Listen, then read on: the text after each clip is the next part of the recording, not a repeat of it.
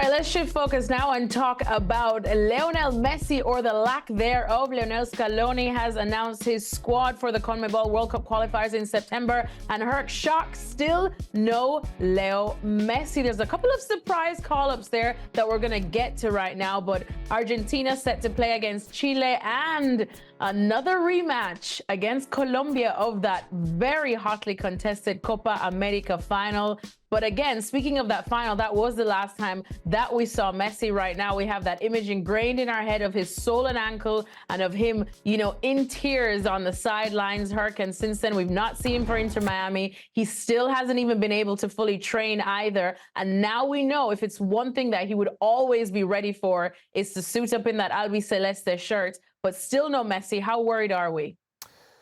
Well, not as worried as Inter Miami or Major League Soccer should be worried. And listen, it's 2 months ago?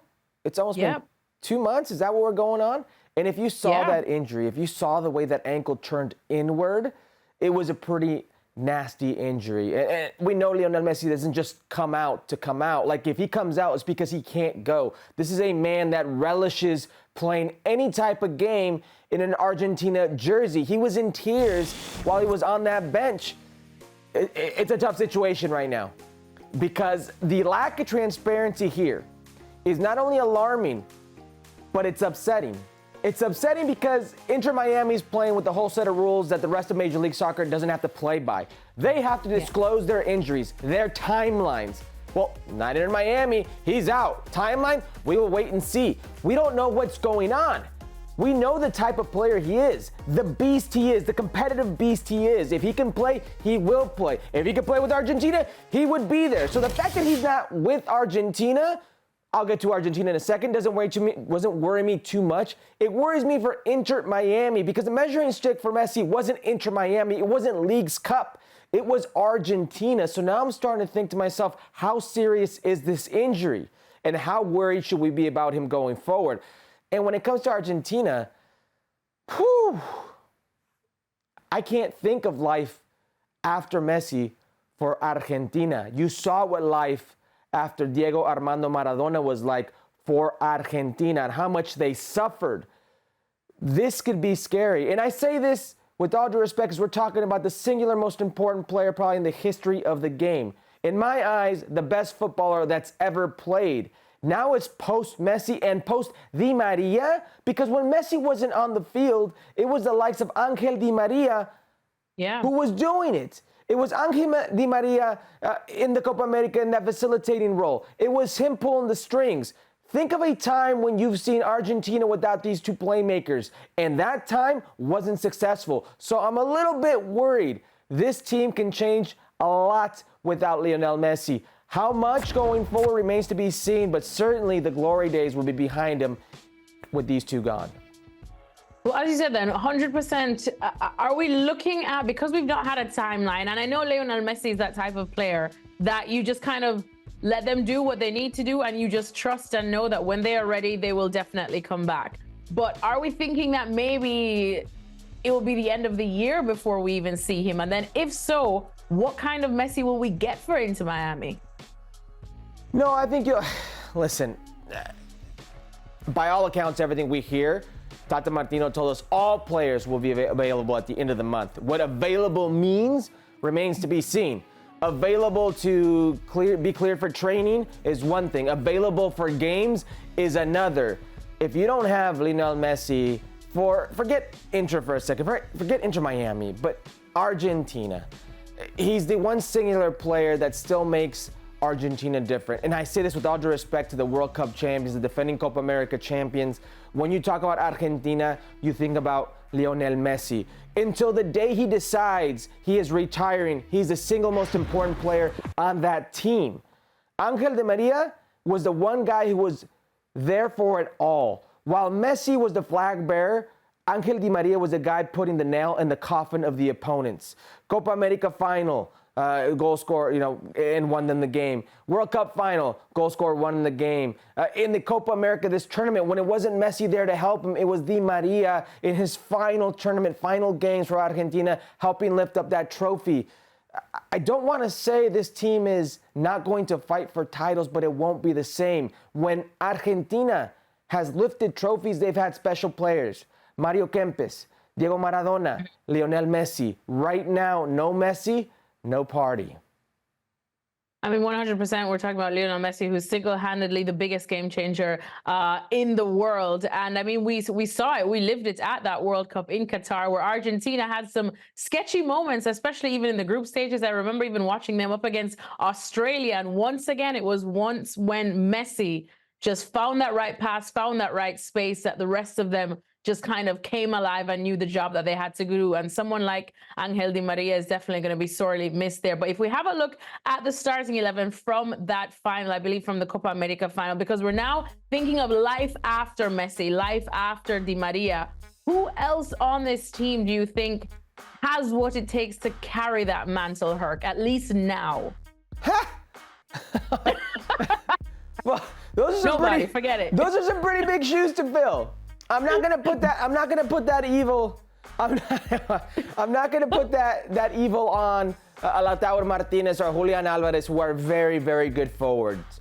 But certainly compared to an Angel Di Maria or to Lionel Messi, much more of a workman-like attitude. And I say that respectfully because these are two very good game-changing individuals. I really think you're struggling to find that flag bearer, struggling to find that special player.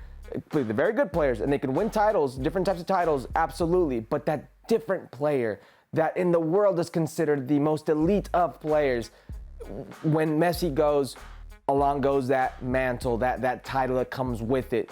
It's not going to be a one person takes over for Messi. In the same way, probably, that we thought nobody would take over Diego Armando Maradona, and it took, what was it, in '86 when he lifted the World Cup, it took what? Another 36 years for him to do it again, for them to do it again. It might be quite some time. I feel like that was definitely an unfair question for me to throw out there, because we know that Messi is one of one. We're talking about a generational talent, someone that we probably, it's going to take a while before we see someone like him again, like Diego Maradona. But at least in going forward, Argentina do have to start thinking of life without Messi. You look at Lautaro Martinez, as you said, you see Julian Alvarez there. Julian himself has already completed football at his age. Do you see at least someone there or a system there that Scaloni can probably build the team around? Yeah, I think it's Scaloni in that system. I love what Scaloni has done. And I hate when people use Scaloni to reference, how change can happen. You're talking about the exception to the rule, and you're talking about a guy that, and I say this respectfully, inherited a team with Lionel Messi, the ultimate game changer. But certainly when you see how pragmatic, how difficult they are to play against each other, or against, and how they're willing to suffer, and they get through the suffering and win. Because you mentioned that Australia game, I thought Australia did enough to tie that game, force overtime, and take it beyond that. You look at them losing to Saudi Arabia. You look at them going to overtime versus the Netherlands. You look at that France game and how they let that go to penalty kicks and still pulled it out.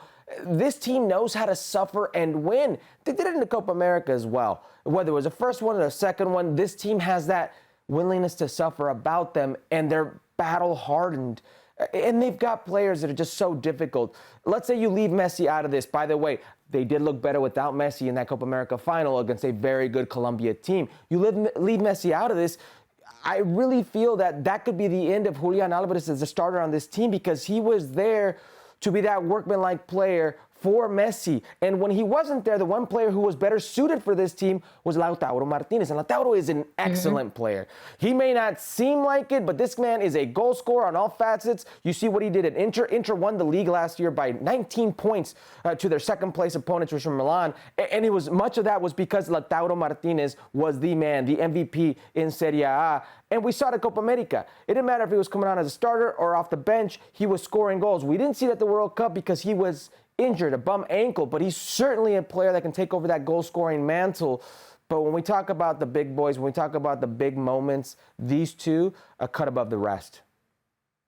Lautaro Martinez almost sometimes reminds me of a Rodrigo at Real Madrid. It's just such an unsung hero, but when there's a clutch moment for a little bit of magic, best believe they will be finding it. So we will see. But like I said, as we looked at the squad that Scaloni pulled out, There are a couple of surprises there. And what do you think of this call-up? Tati Castellanos, Valentin Castellanos, the forward at Lazio, he got called up now. And it's so interesting because his only experience with Argentina is actually in a CONMEBOL pre-Olympic tournament. And look, this probably shouldn't come as much of a surprise to anyone because we know that this Argentina team is so stacked. But Herc, what do you make of his call-up?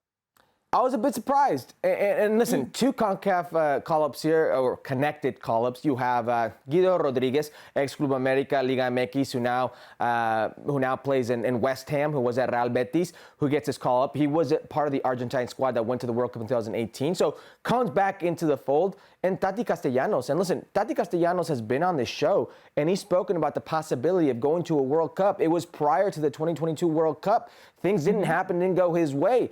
I'm very surprised because I know who Tati Castellanos is. The majority of people who watch his show know of him from his NYCFC days and how good of a forward he is. A game changer. He goes to Girona where he scored double-digit goals, 13, but his coming out game was against Real Madrid where he scores a poker.